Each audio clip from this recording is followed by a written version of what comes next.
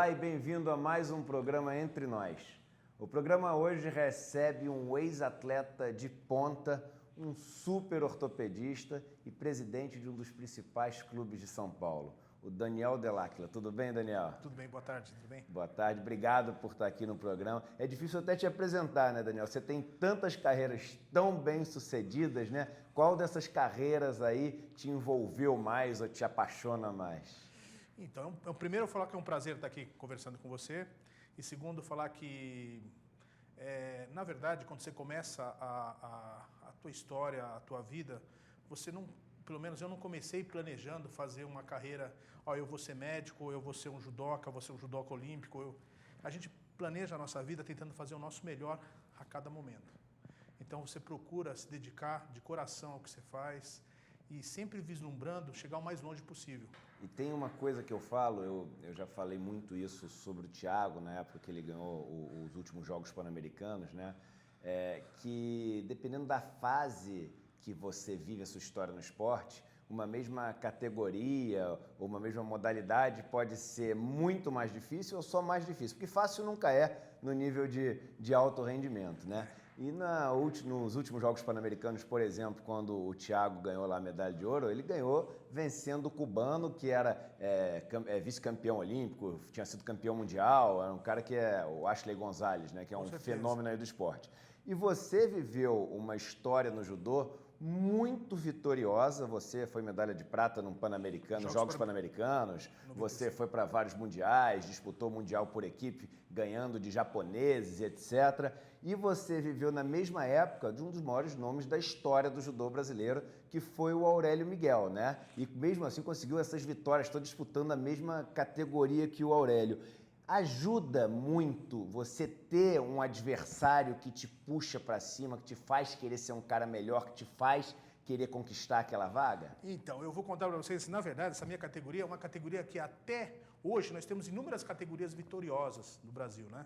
Mas na minha época, a categoria mais vitoriosa que existia era a categoria meio pesado, que na época era até 95 quilos, hoje até 100 quilos. Quem que são as pessoas? O primeiro medalhista olímpico do Brasil, Chiaki Shi, ele foi dessa categoria. Ele é pai da Vani Shi, né? Pai da Vani Shi. Pessoa fantástica, foi dessa categoria. O Douglas Vieira, medalha de prata, em Los Angeles, também foi dessa categoria. Aí depois veio o Aurélio, foi em 88, foi campeão olímpico dessa categoria. E assim, só que eu nasci em 70. Então assim, eu peguei eu era novinho, era 6 anos mais novo que o Aurélio, alguns um pouco mais, uns 8, sei lá, 8, 10 anos mais novo que o Douglas, e eu acabei lutando com ele, disputando a mesma vaga. Então, assim, quando eu era júnior, não deixaram eu disputar a seletiva, mas quando eu entrei como adulto, primeiro ano, 19, 20 anos, eu já, Olimpíada de Barcelona, tinha 21 anos, eu queria disputar a seletiva, e a seletiva eu fiz com os dois, fiz com o Douglas, fiz com o Aurélio e fiz mais com alguns. Só que eu nunca vi isso como empecilho. Tem até um momento, uma coisa que eu nunca contei para ninguém, foi assim, eu estava nos Jogos Pan-Americanos, foi em 91, a gente teve o Campeonato Mundial de Barcelona. Na época o Brasil, o melhor resultado do Brasil em Mundial tinha sido medalha de bronze, e no judô não tem quarto lugar, existe bronze ou quinto, porque tem 2 terceiros. E eu era meu primeiro ano de adulto, eu ganhei a seletiva para ir para os Jogos Pan-Americanos no peso absoluto, que no peso meio pesado, na época era um regime de uma média que você não tinha pontuação, eles escolhiam quem eles queriam, levaram o Douglas. Mas como na época não tinha verba, tal, eu acabei indo no meio pesado e no absoluto, nas duas.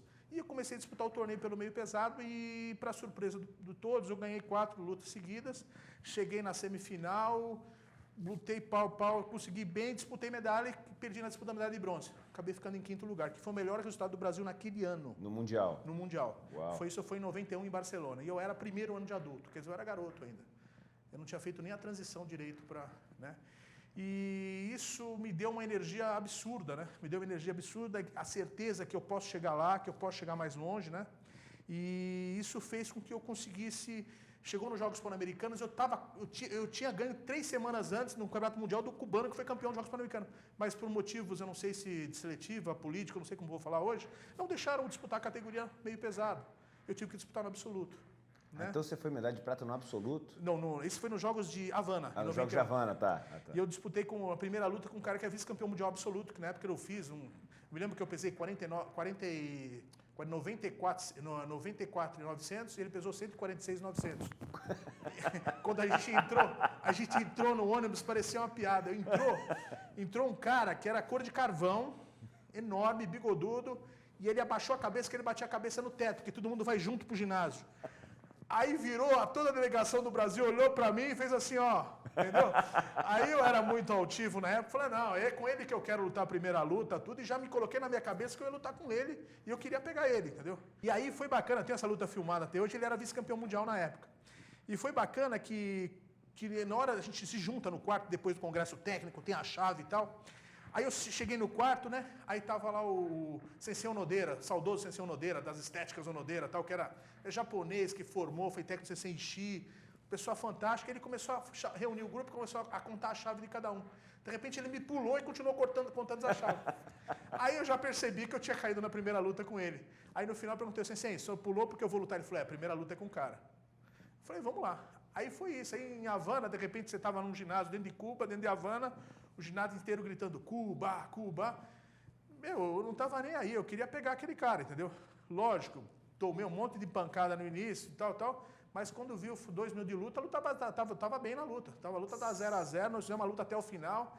E, sei lá, é duro a gente comentar a nossa luta, mas a luta acabou sem pontuação e a arbitragem resolveu dar para ele jogou todas as outras lutas em menos de 1 minuto. Que né? loucura, Daniel. E foi interessante. E eu, quando eu voltei nesse torneio, eu não acabei não pegando medalha, fiquei em 5º lugar. E eu voltei, todo mundo voltando. Eu tinha ido bem no Mundial, era o melhor brasileiro classificado no Mundial, não pude lutar na minha categoria, vi a pessoa que ganhou na minha categoria, né, que é o cubano, ter ganho dele 3 semanas antes, não pude lutar com ele, e eu voltando sem medalha. Então, para mim, dentro de mim, quando eu passei no aeroporto, que a gente passa para sair, que os pais estão buscando a gente, eu senti lá dentro de mim que eu não merecia aquilo. Eu falei, não. Eu fiz para estar bem, eu fiz para estar lá, eu fiz para chegar. Eu não mereço isso, não. Daqui a 4 anos eu vou estar aqui, eu vou voltar com medalha. Isso foi em 91, Jogos Pan-Americanos de Havana. 4 anos depois, Jogos Pan-Americanos Mar del Plata, Jogos Pan-Americanos da Argentina em Mar del Plata. Primeira luta, eu cubano outra vez, só que no meu peso. Aquele que tinha ganho o outro Jogos Pan-Americanos. Ganhei dele, fui até a final. E na final acabei ficando em segundo. Achei que lutei muito bem a final e fiquei em segundo, mas assim, voltei com a medalha. E aí você foi para uma carreira de médico ortopedista, que é uma carreira que não dá para negar que tem muito a ver com o que você fazia como atleta, né? Um judoca, ele passa por lesões, um judoca de alto rendimento, de alta performance, do começo até o final da carreira dele, como outros atletas de alto rendimento, de esportes que têm impacto, que têm contato, como o judô tem. Você usou muito do que você tinha aprendido no judô para a sua carreira de médico, para ser mais empático às pessoas que chegavam lá? Ou seja, eu sei o que você está sofrendo, eu já passei por isso. Isso ajudou muito para a sua carreira de médico como ortopedista? Não, é absurdo, assim, porque na verdade, não só como ortopedista, como carreira de médico ortopedista, mas não só com os judocas, é com os atletas em geral. Porque, na verdade, a gente sabe a essência que está dentro dele. Você sabe um atleta, quando está próximo de uma seletiva, de uma Olimpíada, de um campeonato que é o campeonato objetivo, que ele treinou a vida inteira para estar lá, que ele treinou a vida inteira para ganhar aquela seletiva, o que ele fez no Brasil, com a estrutura que tem, ele se esforçou demais para estar lá, e a gente sabe o que é chegar para ele e falar assim, não vai dar certo aí, fica tranquilo. Às vezes, você sepulta toda uma esperança de uma pessoa, e, na verdade, não é 100% isso. Porque eu já tive a lesão e eu sei como que é, entendeu? Então, eu tenho um lado médico e tenho um lado também de atleta, de ter tido as lesões. De repente, eu não tive a mesma lesão, mas eu já acompanhei muitas lesões. E eu sei como funciona e eu sei do que ele precisa ali para conseguir lutar bem. Eu já tive atleta que teve machucado, que a gente conseguiu fazer determinadas ordens nele, que ele conseguiu lutar, ele lutou com... De repente eu sei que a mão da manga, aquele braço não precisa abrir, a luta com a axila fechada que você não tem problema. Como diz o ditado popular, você sabe onde o calo aperta, né, Daniel? Exatamente. Então, assim, eu tive isso, aí eu lido com outros atletas e a gente sabe exatamente o que ele precisa. Na verdade, o caso, em qualquer livro, é cirúrgico. Mas, naquela situação, deixou de ser cirúrgico por um outro motivo. E esse outro motivo envolve, porque é multidisciplinar o negócio. E, de repente, essa pessoa consegue ganhar Jogos Pan-Americanos, não vou citar nomes, e ser medalhista olímpico numa situação que, de repente, você estaria levando ele para um procedimento e ele não ter tido a chance de poder ter disputado aquilo. Eu acho que é isso que é o bonito do esporte, isso que é o bonito na carreira e isso que me motiva a querer me aperfeiçoar mais para ser melhor, tanto no esporte, como na medicina. Como na medicina. E você ainda treina judô? Até pouco tempo atrás eu vi vídeos seus competindo em mundiais masters, aí jogando o mundial alemão, russo, todo mundo para baixo. Você ainda tem uma vida muito próxima do judô, mesmo exercendo aí a medicina, sendo um dos ortopedistas mais conceituados aí de São Paulo, né, Daniel? Na verdade, assim, o pessoal me pergunta, pô, e aí você não tem cuidado com as mãos, né? Pô, você machuca a mão, aí você não vai ficar, se operar, pô, vai ter que fazer, você tem seguro e tal. Mas, na verdade, assim, a mesma segurança que eu tive, que eu ganhei, né, com esse processo de vida, de aprimoramento pessoal que o esporte me deu, eu ganhei agora também, para depois estar mais velho, eu consegui treinar e eu consegui ter segurança, que, olha, eu estou treinando, não vou me machucar, não vou me machucar. E eu vou nas academias, treino judô, hoje eu treinei de manhã, fiz um treino super, muito mais um treino de movimentação, mobilidade e propriocepção, que é um treino que eu preciso pra caramba para treinar com os fortes. Se eu não fizer isso, ficar só marombando, entre aspas, né, fazer força, eu vou ficar cada vez mais duro e não vou conseguir desenvolver o judô no nível que eu quero. Então eu faço esse tipo de treinamento, mas eu vou em academia de jiu-jitsu também, que eu realmente eu não sei, todo mundo sabe, eu treinei já com o Demer, com o Fábio, com um monte de gente boa, né? De jiu-jitsu, eu fui no Barbosa, né? Vários amigos nossos, eu conheço o meio inteiro do jiu-jitsu, eu treino com as pessoas, os caras são fantásticos, e eu sou um cara meio que, eu não sei fazer eles são plásticos, né? Mas eu sou um cara que é amarrador, aquele cara que vai passando, ganhando uma posição, eu contribuo com o treino deles de alguma forma para cansá-los. Mas assim, isso faz eu suar, isso faz meu coração bater, isso faz eu queimar caloria e me faz sentir feliz. Você se tornou presidente de um dos principais clubes de São Paulo. E a grande verdade é que hoje o esporte brasileiro de alta performance, ele não estaria nem perto do nível onde ele está se não fossem alguns dos principais clubes brasileiros apoiando esses esportes, principalmente os esportes olímpicos, né? Então você tem no Rio de Janeiro o Flamengo, o Vasco, aqui em São Paulo o Pinheiros e o Paineiras, em Minas você tem o Minas Tênis Clube e você é o presidente do Paineiras, né? Como é que é ser presidente de um clube que é um dos principais clubes da principal cidade do país, do principal celeiro de atletas do país, tendo sido atleta? Isso ajuda muito você a fazer essa gestão no clube? Olha, na verdade, assim, o ter sido atleta e ter vivido o jeito que ocorreu a minha trajetória, né? Na verdade, a trajetória é a coisa mais bacana que a gente vê, porque o resultado a gente não sabe, mas a trajetória a gente se esforça, esse a gente convive diariamente. E hoje eu acabei virando, foi uma coisa que eu não sei, até hoje eu falo, não tenho perfil de presidente, não nasci para ser presidente, até acho estranha essa palavra. Às vezes eu fico sem graça e falo, não, é síndico, não sei o que. Só que síndico ainda ganha, né? Porque o síndico ele ganha não paga a mensalidade.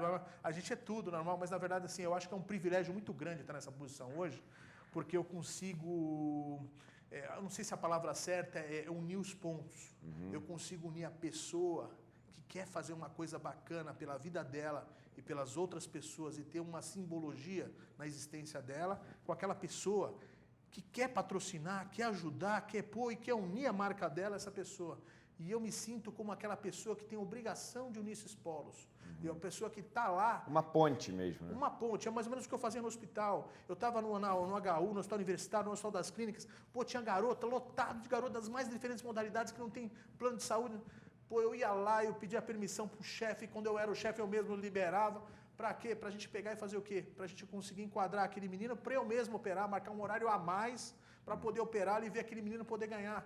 E isso não é pra ficar divulgando, era pra quê? Pra ver o menino ganhar, porque aquilo ali, aquele brilho no olho, aquilo ali é muito bacana, é muito legal. Vem cá, um cara que batalhou tanto, que não foi aquele cara que, ó, já nasceu de mão beijada pro negócio vir para mim. Então no judô foi assim, na medicina foi assim, no clube você também aprendendo, batendo cabeça para poder fazer a gestão boa que você faz lá no clube.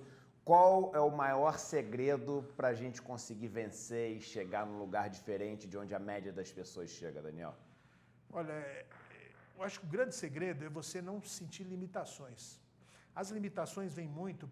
Não sei, o que é limitação? É você acreditar que você pode ir mais longe. Você tem aquele brilho no olho. Mas como que você faz isso com uma criança? Na verdade, eu tenho 2 filhos. Eu tenho um filho de 9 e um filho de 7 anos. E o meu maior objetivo é que o garoto se sinta capaz de ser o que ele quiser.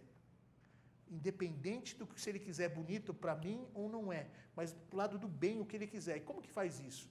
Na verdade, você tem que ser uma pessoa que você sempre mostre o lado positivo das coisas, o lado bacana e o lado do esforço e da dedicação. E você tem que mostrar para o menino que aquele esforço é recompensado, que nada aconteceu de graça. O cara ali está bem tá bem, tá posicionado na sociedade, tá com grana, tá bem. Por quê? Porque ele fez por estar lá. Não foi que caiu um negócio, caiu na conta dele do além lá e o cara... Não, ele fez por estar lá. Não foi à toa, ele levantou mais cedo e o dia tem 24 horas. E a gente mostra isso através de ações, de atitudes. Não adianta você ficar falando pro menino, você tem que agir. O garoto se espelha no como você age, não no que você fala.